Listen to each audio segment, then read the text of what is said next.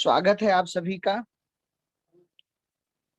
करोड़पति बनने के इस मिशन में और दुनिया का नंबर 1 अचीवर बनने के इस मिशन में और भारत को फिर से अखंड भारत बनाने के इस मिशन में, इस अभियान में बहुत बहुत स्वागत और अभिनंदन करता हूं आप सभी साथियों का, जो प्रतिदिन अपने को सिखाने के लिए, अपने को बढ़ाने के लिए, जो प्रतिदिन सही से लर्निंग कर रहे हैं और फील्ड में निकलकर सही से वर्किंग कर रहे हैं।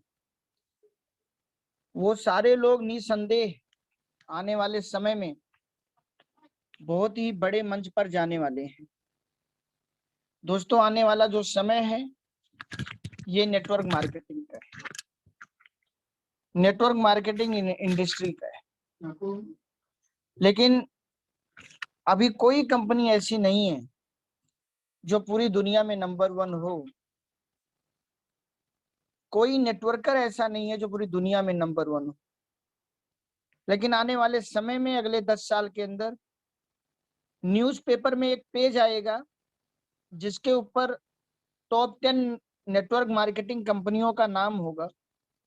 न्यूज़पेपर में एक नाम आएगा जिसमें टॉप 10 अचीवरों के नाम होंगे। हर न्यूज चैनल में टॉप 10 नेटवर्क कंपनियों के बारे में बताया जाएगा और टॉप 10 अचीवरों को बताया जाएगा, उनको बुलाया जाएगा। आने वाले समय में बहुत कुछ होना है।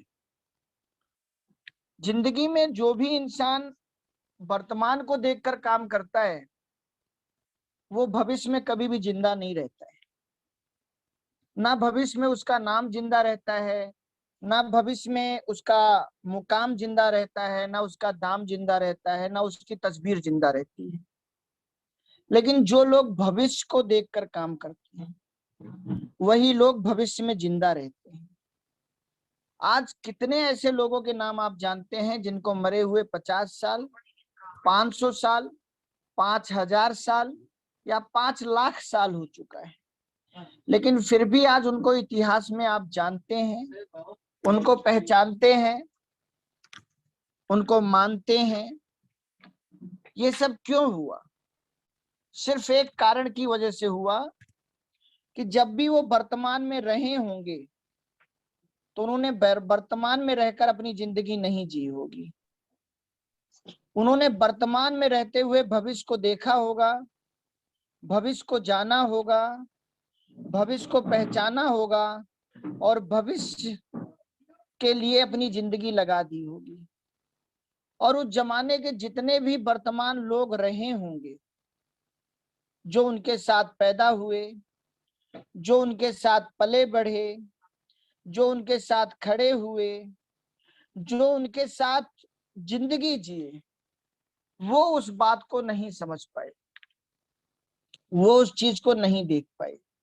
जैसे कि मैं आज एक ताजा उदाहरण आप लोगों को देता हूं जहां से आप सीधा समझेंगे। महाराष्ट्र,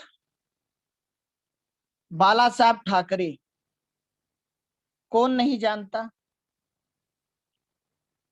बाला साहब ठाकरे के भाई के बेटे हैं राज ठाकरे। बेटे का नाम राज है, लेकिन आज महाराष्ट्र पे राज कौन कर रहा है? सोचिए और समझिए। क्या आज महाराष्ट्र पे वो राज कर रहा है जिसका नाम उसके माँ बाप ने राज रखा? या आज महाराष्ट्र पे वो राज कर रहा है जिसके माँ बाप ने उसका नाम राज तो नहीं रखा, लेकिन वो संघर्ष किया।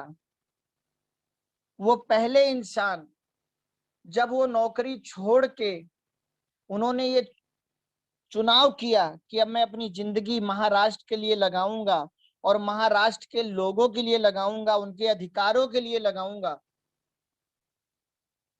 और उस समय घर में विरोध हुआ, बीबी ने विरोध किया, भाई ने विरोध किया, माँ बाप ने विरोध किया, ये क्या कर रहे हो? लेकिन कुछ समय के बाद, कुछ सालों के बाद, जब संघर्ष रंग लाया और परिवार का हर व्यक्ति शामिल होने लगा बाला साहब ठाकरे के उस अभियान में, और उनके भाई भी शामिल हुए, लेकिन आज आज कहानी पलट चुकी है। आज वो इंसान राज नहीं कर रहा जिसका नाम राज ठाकरे है, बल्कि वो इंसान राज कर रहा है जिसका नाम उद्धव ठाकरे है, लेकिन वो बेटा है बाला साहब ठाकरे का। परिवर्तन आ चुका है और आज राज ठाकरे वो संघर्ष कर रहे हैं जो संघर्ष कभी बाला साहब ठाकरे ने किया। आज राज ठाकरे को संघर्ष सिर्फ इसलिए करना पड़ रहा है क्योंकि उनके बाप ने वो संघर्ष नहीं किया। शायद आने वाले समय में राज ठाकरे जी मुख्यमंत्री बने या ना बने ये तो भविष्य की गर्भ में छिपा है, लेकिन हो सकता है उनके इस संघर्ष से उनका बेटा कभी मुख्यमंत्री बन जाए। लेकिन समझने वाली बात क्या है, मैं किसी राजनीतिक पार्टी पे बात नहीं कर रहा हूं। अपने को जहां से भी सीखने को मिले वहां से सीखना चाहिए, उसे अपने ऊपर अप्लाई करना चाहिए और वैसी ही एनर्जी अपनी भविष्य में सप्लाई करनी चाहिए। कहते हैं भूतकाल से सीखो, वर्तमान में अप्लाई करो और भविष्य को सप्लाई करो और मलाई निकाल लो। आज आप सोचिए, क्या बाला साहब ठाकरे का नाम कभी खत्म होगा? आज बाला साहब ठाकरे को गए हुए भले जितने भी साल हुए हों, लेकिन अगले 50 साल के बाद भी उनका नाम जिंदा रहेगा, अगले 500 साल के बाद भी उनका नाम जिंदा रहेगा और अगले 5000 साल के बाद भी उनका नाम जिंदा रहेगा, क्योंकि उन्होंने वर्तमान में रहकर जिंदगी नहीं जी, उन्होंने भविष्य में रहकर जिंदगी जी। ऐसे ही बहुत सारे नाम। दोस्तों, भगवान श्री राम ने रावण को मारने के बाद रावण से भी सीखने के लिए अपने भाई लक्ष्मण जी को भेजा था।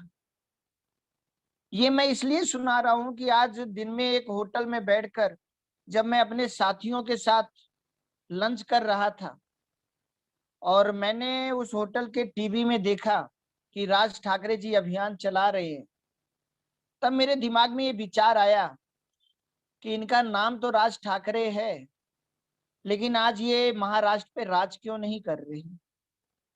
और फिर अंतरात्मा ने कहा कि ये महाराष्ट्र पे राज सिर्फ इसलिए नहीं कर रहे क्योंकि इनके बाप ने वो संघर्ष नहीं किया, और उद्धव ठाकरे सिर्फ इसलिए आज राज कर रहे हैं क्योंकि उद्धव ठाकरे के बाप ने वो संघर्ष किया जो संघर्ष इनके बाप ने नहीं किया। और इसीलिए एक के बेटे को राजगद्दी मिली है और दूसरे का बेटा राजगद्दी के लिए संघर्ष कर रहा है। और बाला साहब ठाकरे को गद्दी तो भले नहीं मिली, उन्होंने कभी शायद गद्दी लेना भी नहीं चाहा होगा वरना मिल जाती, लेकिन बाला साहब ठाकरे का शरीर अब कभी लौट कर नहीं आएगा, लेकिन उनका नाम, उनकी तस्वीर हमेशा लोगों के दिलों में जिंदा रहेगी।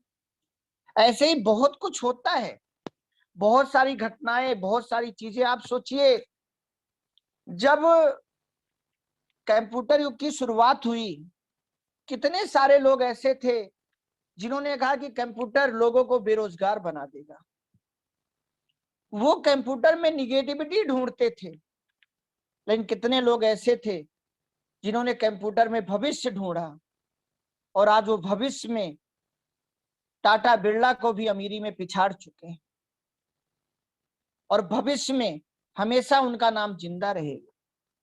जब हमारे देश में दूरसंचार में बदलाव आया, लोग अंतर्देशीय लिखते थे, लोग पोस्ट कार्ड खरीदते थे, लोग टेलीग्राम भेजते थे और दूरसंचार में एक परिवर्तन आया।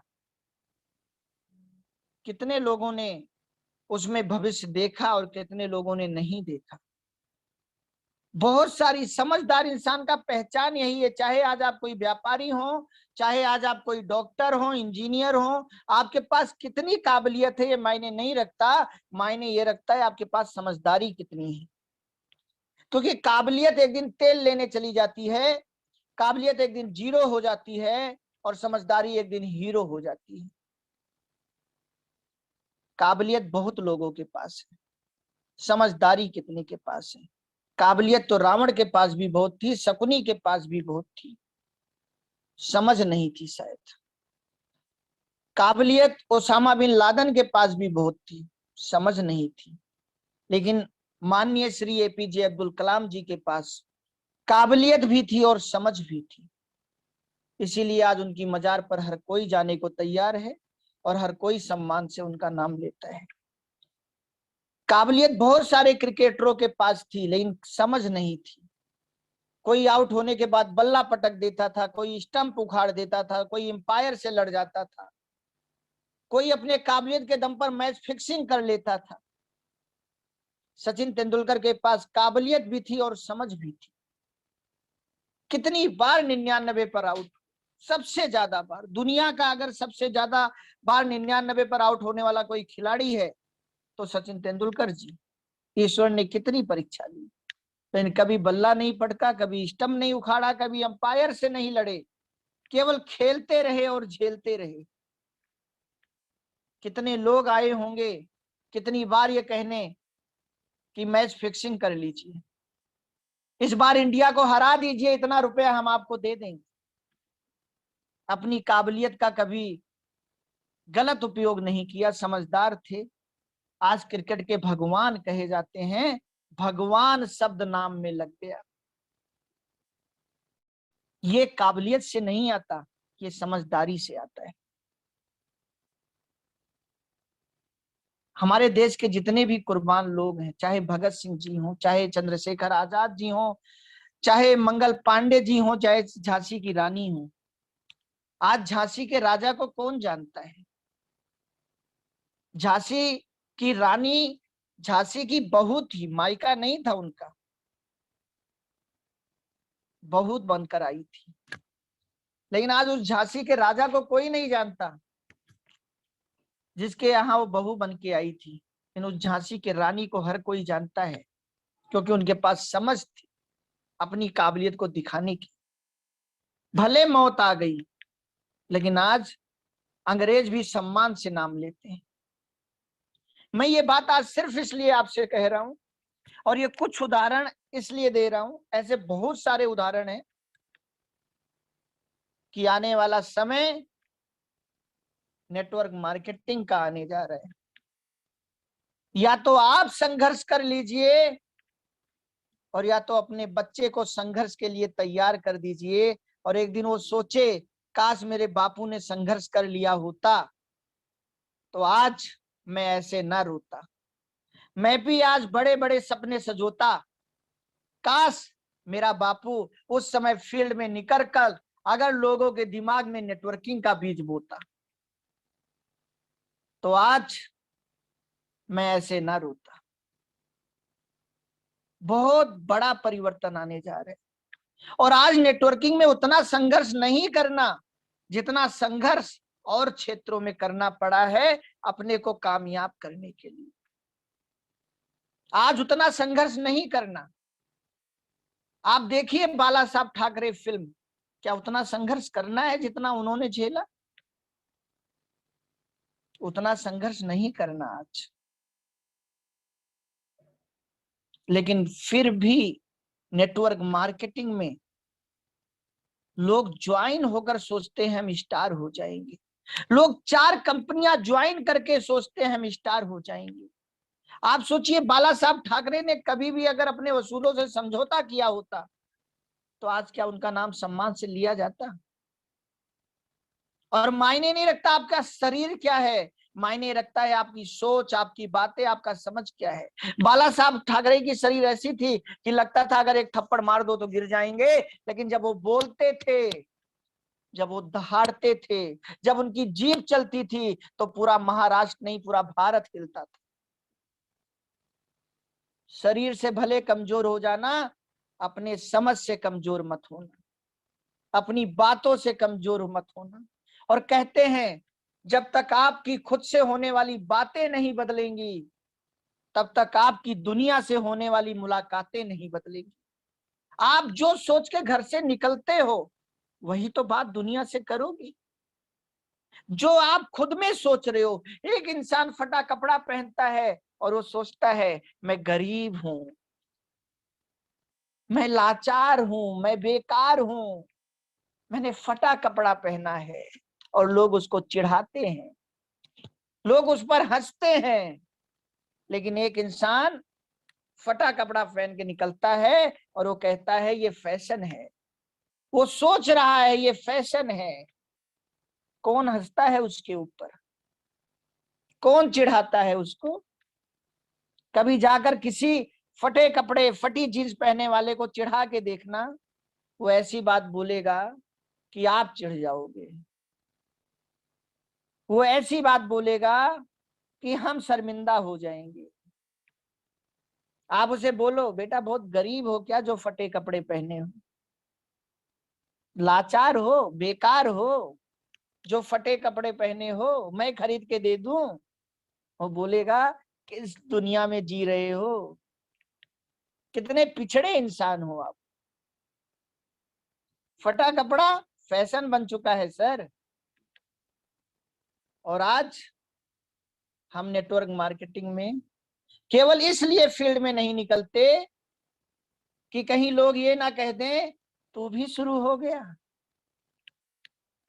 अरे लोग तो कहेंगे आप क्या सोच के निकल रहे हो, कहीं लोग ये ना कह दें मैं नहीं करूंगा, कहीं मुझे नो ना मिल जाए।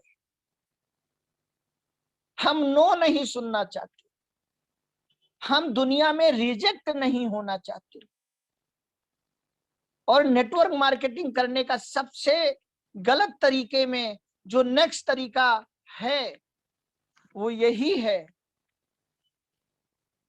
कि लोग नो सुनने से नफरत करते हैं।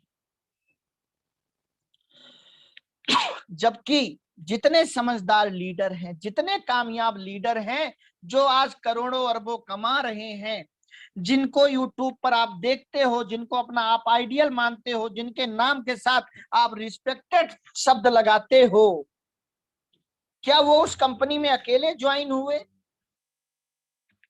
क्या उनके साथ कोई ज्वाइन नहीं हुआ? क्या वो बिना टीम बनाए रिस्पेक्टेड बन गए?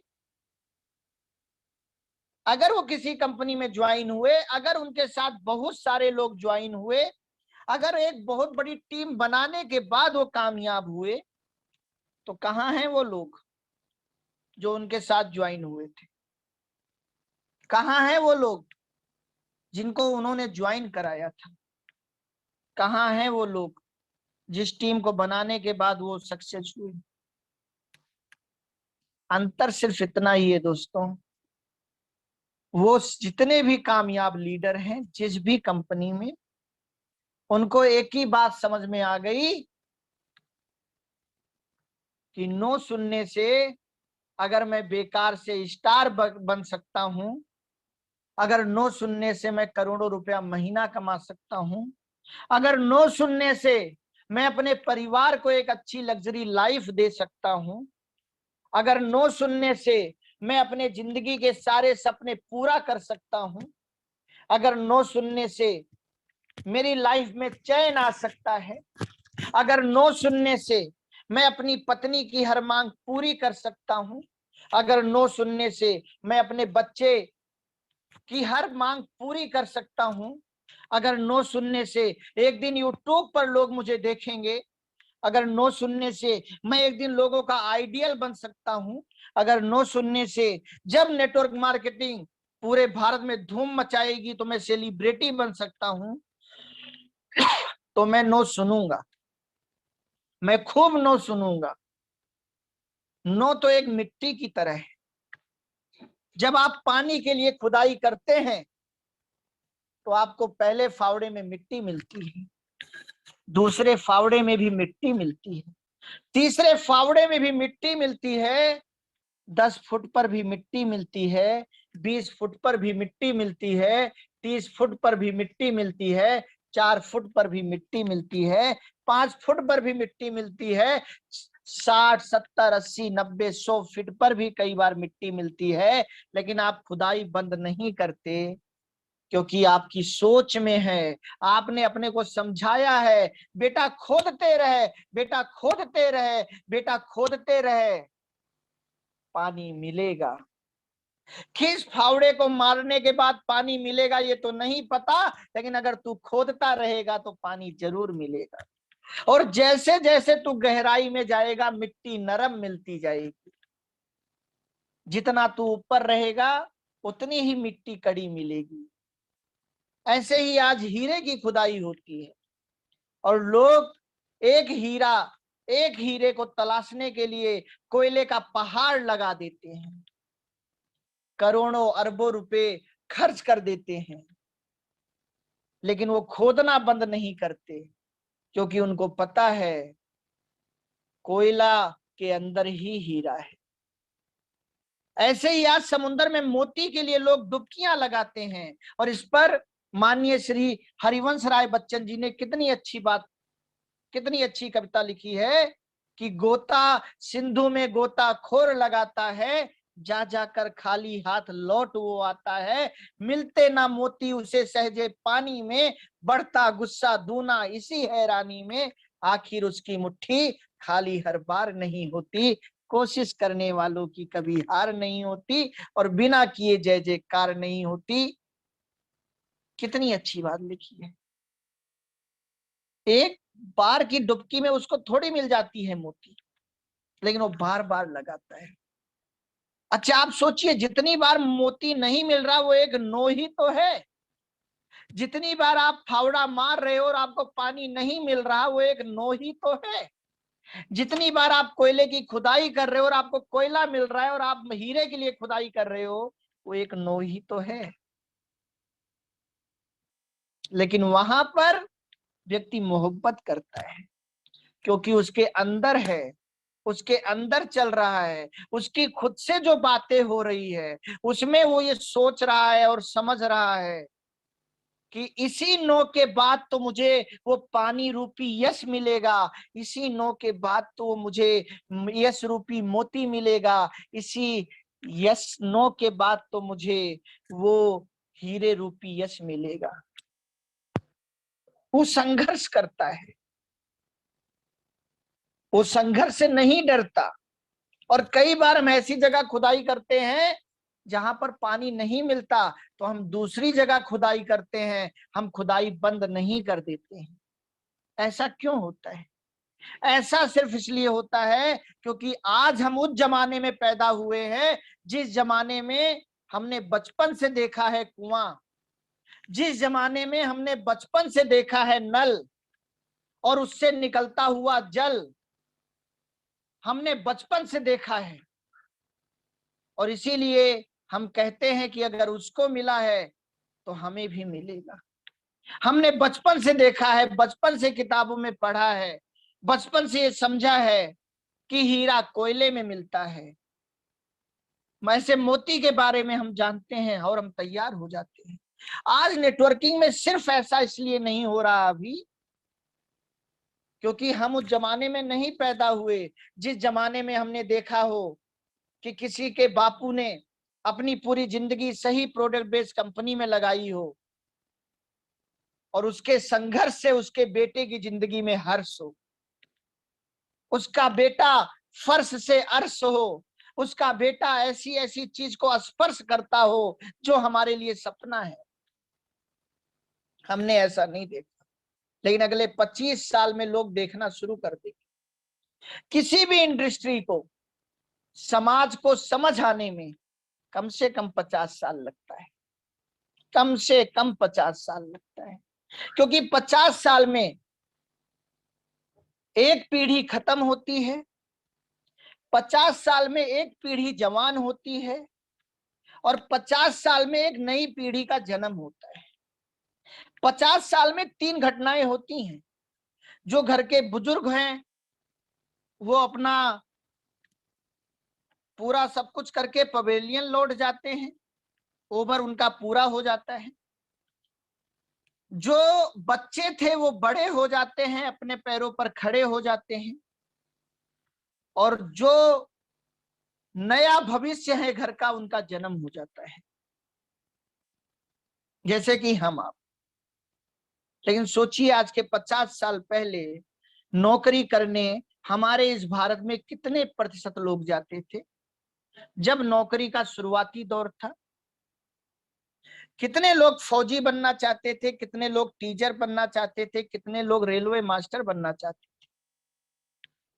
और ये सब कहानियां हमने आपने अपने दादा से सुनी होंगी, जो 50 साल पहले जवान थे और उनके जमाने में ऐसी घटनाएं हुई और उन्होंने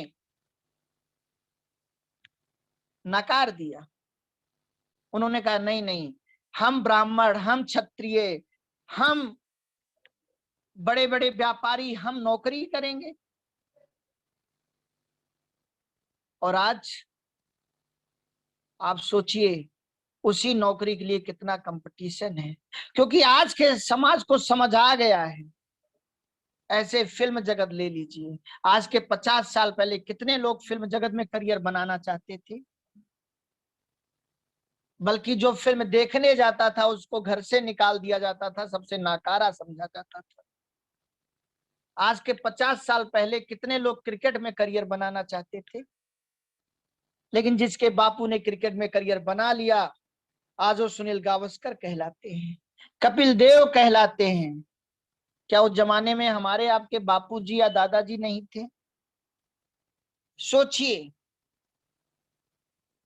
दोस्तों, सिर्फ ये समझाना चाहता हूं, 25 साल भारत में गुजर चुका है नेटवर्क मार्केटिंग को, 25 साल और बचा है। जब 25 साल पहले भारत में नेटवर्क मार्केटिंग आई, सरकार ने गाइडलाइन नहीं बनाई। आज 25 साल में भारत में नेटवर्क मार्केटिंग पर कानून आ चुका है, सरकार को समझ में आ गया। आज के क्या 50 साल पहले फिल्म जगत पर भारत सरकार का कोई कानून रहा होगा? आज के 50 साल पहले क्या क्रिकेट पर कोई कानून, खेल पर रहा होगा? अरे जब देश आजाद हुआ तो इंश्योरेंस पर भी कोई कानून नहीं था, लेकिन जैसे जैसे इंश्योरेंस बढ़ने लगा, जैसे जैसे देश में और इंश्योरेंस कंपनियां आने लगी, वैसे ही IRDA कानून आ गया। आज नेटवर्क मार्केटिंग के ऊपर भी कानून आ गया। आज आपके साथ, आपके पास बाला साहब ठाकरे बनने का मौका है। उतना संघर्ष नहीं है, लेकिन वो मौका है कि इन 25 सालों में आप वो मेहनत करो, इन 25 सालों में आप वो काम करो, अपने वो वसूल बनाओ और उस वसूल पर पूरी जिंदगी चल कर दिखाओ। आज बहुत सारे लोग हैं, कंपनियां ज्वाइन करते हैं 4, कमाने को रुपया चंद हजार, और सोचते हैं हम हो जाएंगे एक दिन स्टार, और उनकी लाइफ हो जाती है फिर बेकार। कोई भी आदमी नहीं खोलता उनके लिए फिर अपना द्वार, क्योंकि उन्होंने कर दिया है अपने लिए खुद एक गलत प्रचार, और भविष्य खत्म हो जाता है। जिसका आने वाला समय है सबसे ज्यादा चमत्कार, और आने वाले समय में सबसे बड़ा होने वाला है जिसका व्यापार। आर्टिफिशियल बेचने वाला ज्यादा कमा सकता है, जल्दी कमा सकता है, लेकिन कभी सोने से ज्यादा नहीं कमा सकता। हमेशा याद रखना, मनी सर्कुलेशन और प्रोडक्ट मार्केटिंग दोनों अलग है। शराब बेचने वाला जल्दी कमा सकता है, प्रॉपर्टी बेचने वाला जल्दी कमा सकता है, लेकिन एक बिजनेसमैन से ज्यादा नहीं कमा सकता। वरना दुनिया के सबसे बड़े बड़े बिजनेसमैन प्रॉपर्टी बेचने वाले होते, दुनिया के सबसे बड़े बड़े बिजनेसमैन शेयर मार्केट में काम करने वाले होते। अरे शेयर मार्केट भी किसका निकलता है? जो प्रोडक्ट बेस्ड कंपनी में बिजनेस कर रहा है। इतना तो समझना चाहिए दोस्तों। अगर स्टार बनना है, अपनी जिंदगी बेकार नहीं करना है, अपने बच्चे का नाम बिना राज रखे उसको राज करवाना है, एक राजा जैसी जिंदगी देना है, तो घर में बैठने का समय नहीं है। अपने जीवन को बाला साहब ठाकरे जी घर में बैठ के बिता देते तो क्या आज उनका बच्चा मुख्यमंत्री होता? हर जगह सीखिए, छोटी छोटी जगह सीखिए, हर जगह सीखने का मौका है। और मैं यही कहूंगा, रोज निकलिए और ज्यादा से ज्यादा नो सुनिए, मोहब्बत कर लीजिए नो से, मोहब्बत। और याद रखना, जो जितनी ज्यादा नो सुनेगा, और नेटवर्क मार्केटिंग में हर चीज उल्टा होता है, उल्टा, और यही बात लोगों को समझ नहीं आती। लेकिन याद रखना, कहते हैं भगवान वाल्मीकि जी ने राम जी का नाम उल्टा ही जपना शुरू किया था। आप भी मरा मरा मरा मा करना शुरू करो, थोड़ी देर के बाद सीधा नाम आ जाएगा, राम राम राम राम। लेकिन लोगों को लगता है नेटवर्क मार्केटिंग कैसे हो सकता है, करोड़ों कैसे आ सकते हैं। भैया दो ही रास्ते हैं, या तो करके देख लो, या तो अगले 25 साल के बाद देख के करना। लेकिन तब उम्र नहीं रहेगी, तब जिंदगी का हो चुका होगा अवकाश, और आप हो चुके होंगे निराश, आप हो चुके होंगे हताश, और तब आप बोलेंगे काश। लेकिन तब आपकी जिंदगी हो चुकी होगी बकवास। लेकिन अगर अभी आप करके देखेंगे तो अगले 20-25 साल में आप हो चुके होंगे खास, और आप बनाकर जाएंगे इस दुनिया से एक अच्छा इतिहास। और आपकी आने वाली पीढ़ियां आपको कहेंगी शाबाश दादाजी शाबाश। ये मौका आज आपके पास है दोस्तों। माइंड मेकअप होना बहुत जरूरी है। और जिंदगी में याद रखना, अगर आपने प्यार किया हो, वैसे दुनिया में कोई ऐसा इंसान नहीं है जो प्यार ना करे। बस कुछ लोग छुपाते हैं और कुछ लोग बताते हैं, कुछ लोग उस पर खुलकर बातें करते हैं, कुछ लोग नहीं करते। लेकिन जब भी आप किसी से प्यार करते हो तो दुनिया का कोई ऐसा प्यार है जिसमें पहली बार में आई लव यू मिल गया हो? दुनिया का कोई ऐसा प्यार नहीं है। दुनिया के हर प्यार में पहले आई हेट यू मिला है, नो मिला है, रिजेक्शन मिला है।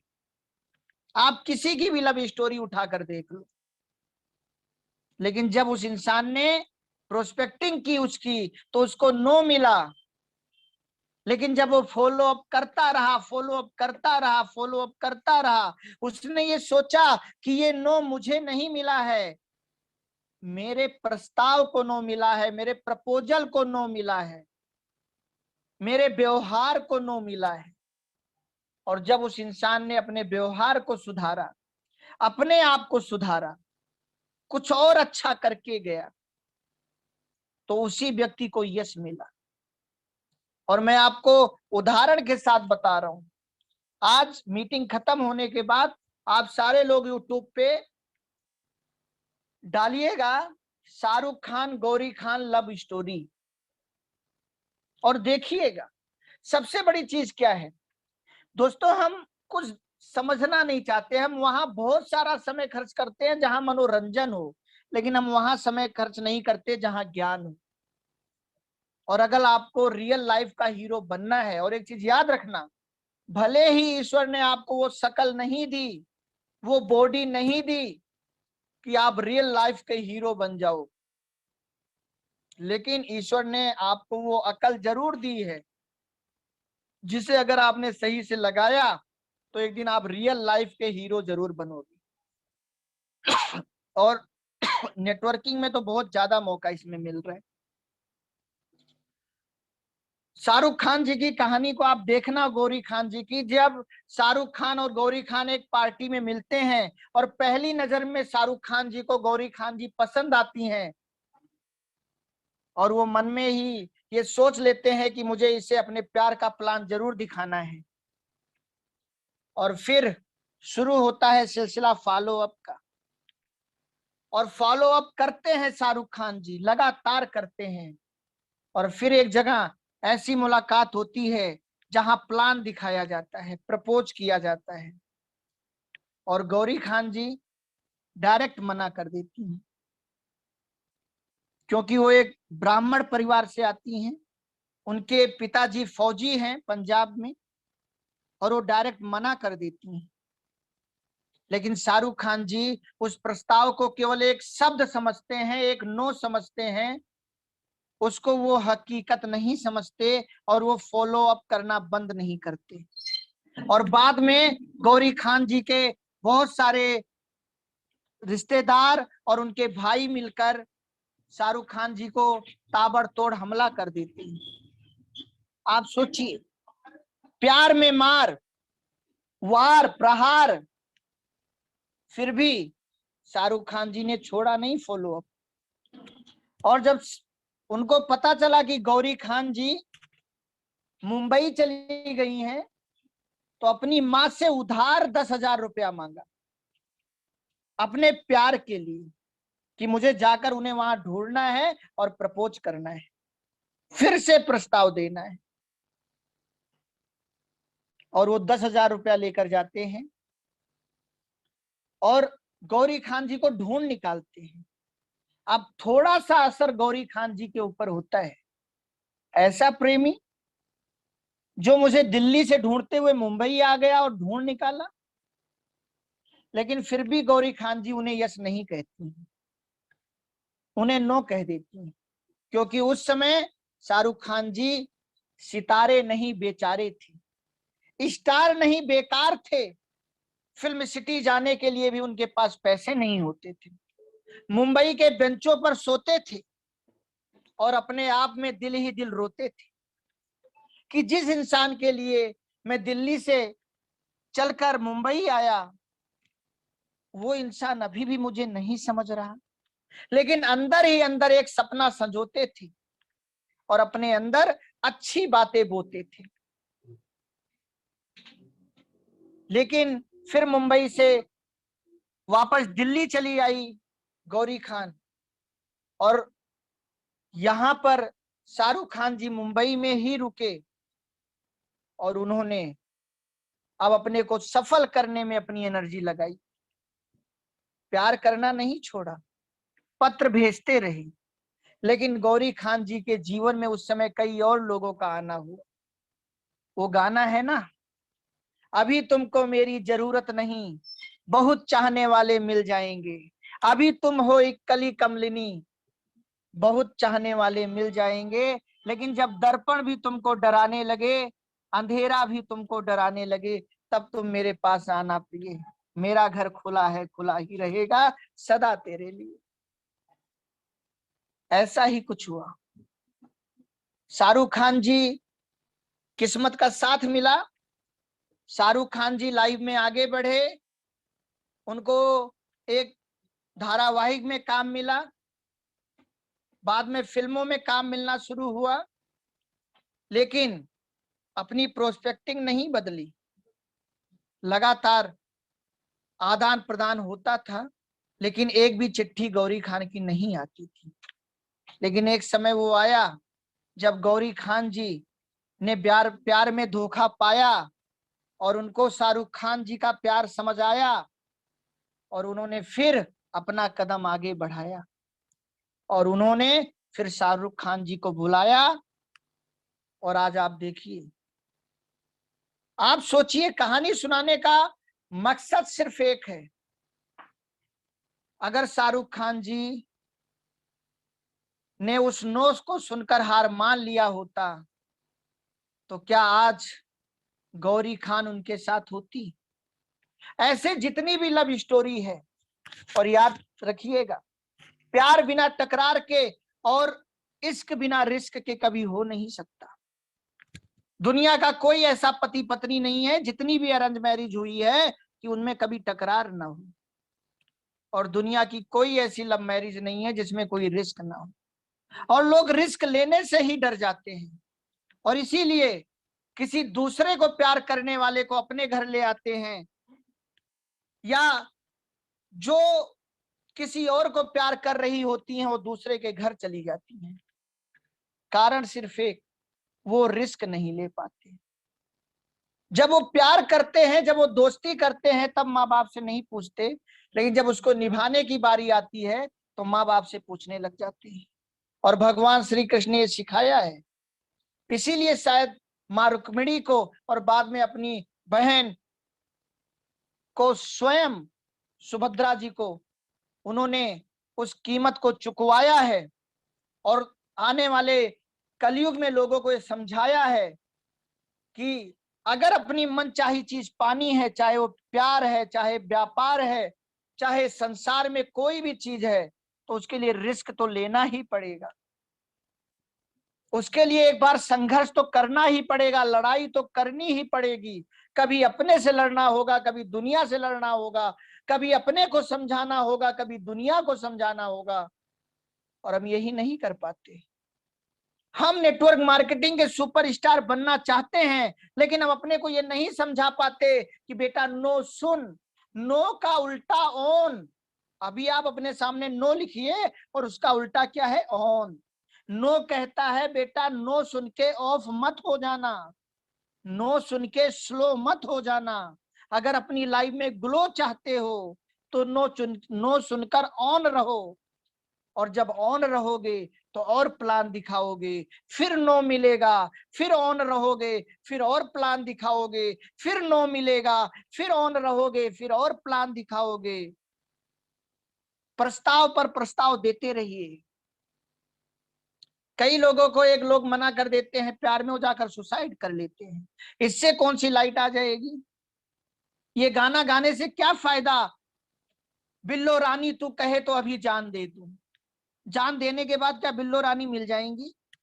स्वर्ग में ईश्वर बोलेगा बेटा तू जान देकर आया, इसलिए बिल्लो रानी को भी मैं अभी हार्ट अटैक लिवा रहा हूं और ये तुझे यहीं पर मिलेगी?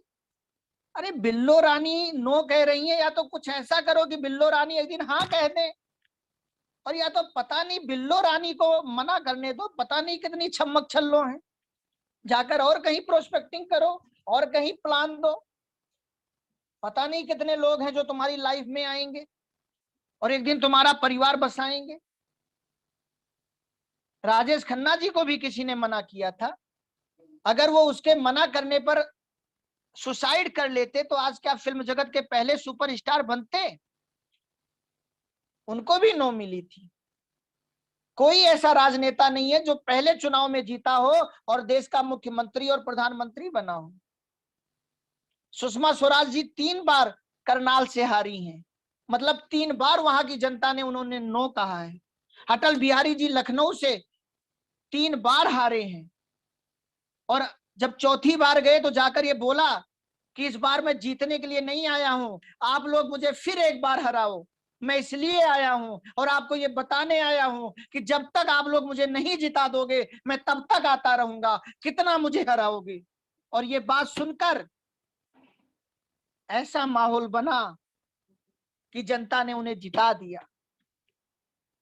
लेकिन 3 बार नो सुनी, क्या एक लोगों की नो सुनी? क्या एक लोगों के वोट देने से जीत हार होती है? दोस्तों खूब नो सुनो। अरे अगर आप नो से ही नफरत करोगे तो फिर यश कहां से मिलेगा? अगर आप कीचड़ से नफरत करोगे तो कमल कहां से मिलेगा? और मेरे दादाजी कहते हैं कि ये सत्य नहीं कि संघर्ष ही जीवन है, सत्य तो ये है कि जीवन ही संघर्ष है। एक मुर्दा क्या संघर्ष करेगा? संघर्ष तो हमेशा जिंदा होने की पहचान है, और जो संघर्ष से डरे वो हर इंसान नादान है।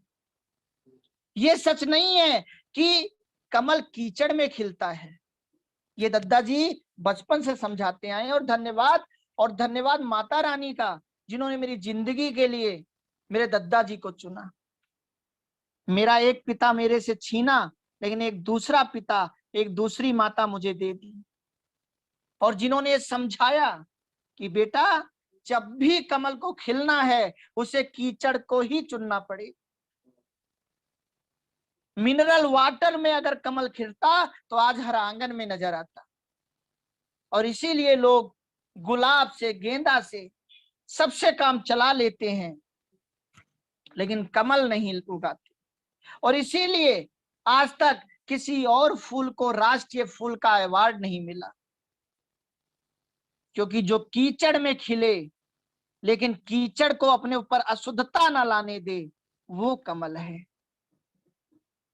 मेरे दोस्त, मेरे भाई, मैं यही कहना चाहूंगा कि दुनिया के जितने सफल नेटवर्कर हैं और आने वाले समय में दुनिया में जितने सफल नेटवर्कर बनेंगे, उन सबको अपने दिल में ठोक ठोक के ये बिठाना पड़ेगा कि मैं नो सुनकर ऑन रहूंगा, मैं रोज खूब नो सुनूंगा, मैं खूब प्लान दिखाऊंगा, और जो मुझे नो कहेगा मैं उसको धन्यवाद बोलूंगा, मैं उसको थैंक यू बोलूंगा, क्योंकि उसके नो सुनने से मैं कुछ सीखूंगा, मैं मजबूत होऊंगा, मेरे अंदर नो सुनने का साहस पैदा होगा, और मैं अपने प्रस्ताव को, अपने प्लान को और अच्छा करना चाहूंगा, ताकि एक दिन जब मैं किसी नए इंसान को प्लान दिखाऊं तो वो भी मुझे यस बोले, और जब मैं इस इंसान को दोबारा आके प्लान दिखाऊं या अपना परिणाम दिखाऊं तो ये भी यस बोले।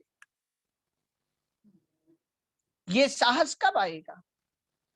अगर आप नो नहीं सुन रहे तो आप अपने आपको अपना बायां हाथ बना रहे हो, और अगर आप नो सुन रहे हो तो आप अपने आप को अपना दायां हाथ बना रहे हो।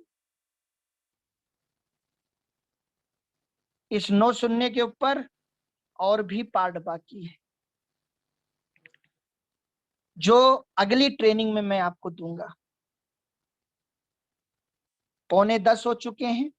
अपनी मीटिंग मैं आज यहीं पूरी करता हूं, क्योंकि दद्दा जी का आदेश है कि 10 बजे तक मीटिंग पूरी हो जाए।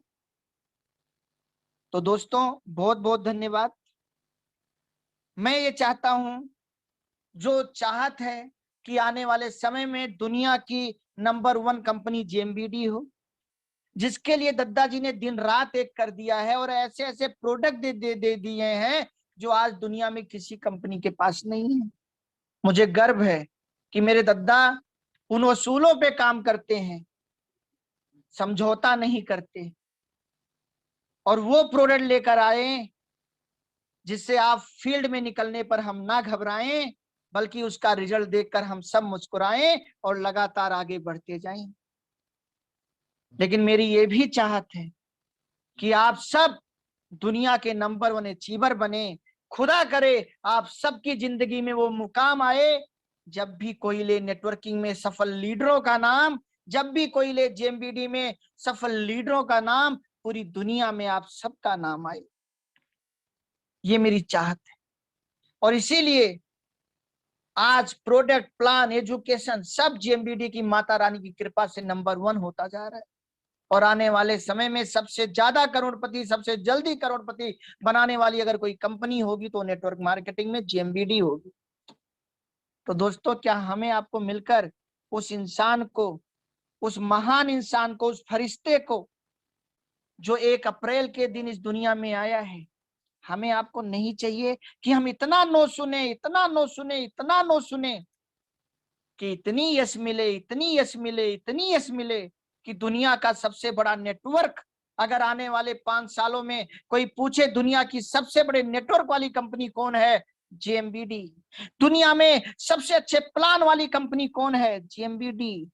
लेकिन 10 सालों में दद्दा जी ने तो ये दे दिया, सबसे अच्छा प्लान जेएमबीडी, सबसे अच्छा प्रोडक्ट जेएमबीडी, सबसे अच्छा क्वालिटी जेएमबीडी, सबसे अच्छा रेट जेएमबीडी। जो जो दद्दा जी के हाथ में था वो सब दे दिया, बिना मांगे दे दिया।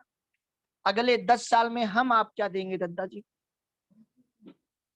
दुनिया का सबसे बड़ा नेटवर्क, और उसके लिए हमें आपको नो सुनने को तैयार होना पड़ेगा।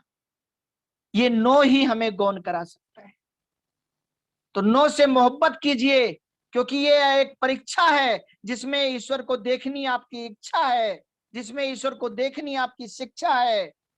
और अगर इस परीक्षा को आपने पास कर लिया, अगर नो सुनकर आप चल दिए, आप ऑन रह गए, तो आपको नंबर 1 बनने से, सर्वोत्तम मुकाम जाने से कोई नहीं रोक सकता।